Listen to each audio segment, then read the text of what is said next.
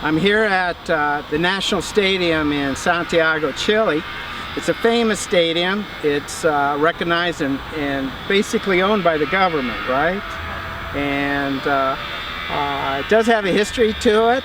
Besides soccer, this is where, for some of you that have studied world history, back in the early 70s, Pinochet, who was basically, I don't know, the dictator or whatever of Chile, this is where he brought all the people that I guess disagreed with him, communists and things like that. And a lot of the people, it was basically kind of a torture place.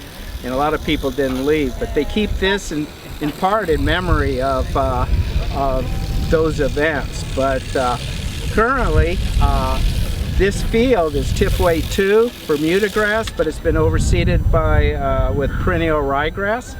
One of the neat things about this field is they contract all the how should I say it, advanced technology to measure soil moisture, water infiltration, firmness, and you'll see those pictures popping up here. So they're very technology advanced in how to maintain this soccer field or football field. And right now, actually, they just got done core cultivating this field, trying to get it to take water a little bit better. They're also getting ready, in 4 days they're having Iron Maiden come in for a concert, so unfortunately I won't be around for the concert, even though I'd like to go to it. So. When 47,000 fans gather to watch a match, Chile's National Soccer Stadium is a raucous place. Located in Santiago, Estadio Nacional is currently the site of several games in the Copa America tournament, but even during intense international games, one section of the stadium always remains empty, a memorial to the deaths and suffering that happened there more than 40 years ago. David Waldstein wrote about the building's history for the New York Times this week. David, welcome to Only a Game. Thank you very much for having me. Let's start with a bit of background about the stadium. It opened in 1938 and has hosted some pretty significant soccer matches. Yes, the World Cup was held here in 1962, and there have been several Copa America, which is the championship of South America, that have been held here in 1955, 1991, and this year as well. Estadio Nacional's place in Chilean history changed drastically in 1973 after a U.S.-backed military coup brought General Augusto Pinochet to power. Pinochet's forces began using the stadium as a prison camp that held an estimated 20,000 people. Please describe what things were like at the stadium at that point. It was pretty darn awful. There were routine, regular beatings, torture, and just really horrible conditions, people blindfolded, hoods on their heads, and then called out one by one to be beaten or tortured. One of the gentlemen, Felipe Aguero, said that he saw people, he's 100% certain that they must have died that very night from the beatings they endured. And they would spend either one day there in those barracks or were taken immediately then to the prison camp, the stadium. Aguero told the story that he was just beaten mercilessly on the way in the bus to the stadium, and then from there it got worse. It was an awful moment in history.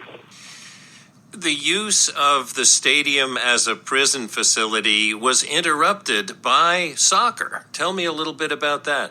What happened was the coup was September 11th, 1973, and the stadium needed to be prepared for a World Cup qualifying match between Chile and the Soviet Union.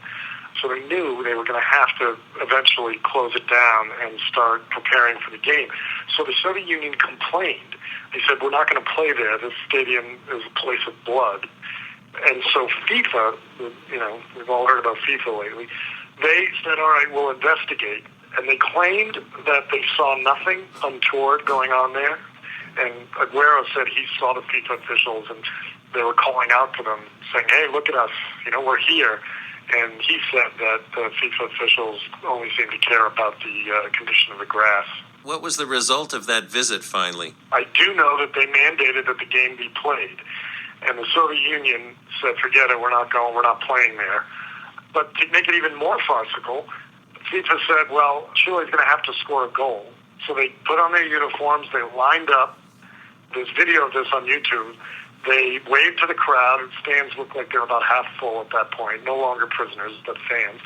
And then the Chileans sort of ran down the field as if it was a promotional video, kind of passing the ball amongst themselves about 9 times, and then kicked it in the goal. And so they were awarded a 1-0 victory and a place in the World Cup.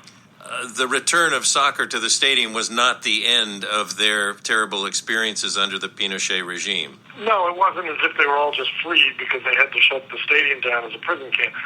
Almost all of them were sent to other prison camps. Rene Castro, who I spoke to, went to a prison camp in the north and spent 2 years there before he was finally able to be freed.